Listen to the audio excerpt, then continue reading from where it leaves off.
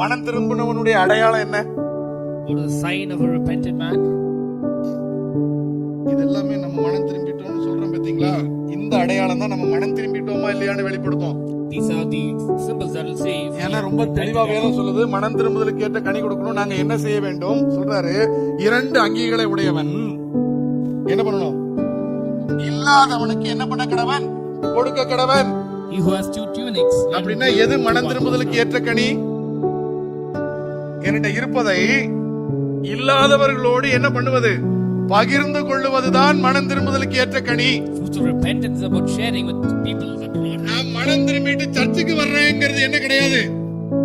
It's not about coming to church. சர்ச்சுக்கு வர வேண்டியது கடமை. Coming to church is ஆனா responsibility. கனி என்ன தெரியுமா? What is the fruit?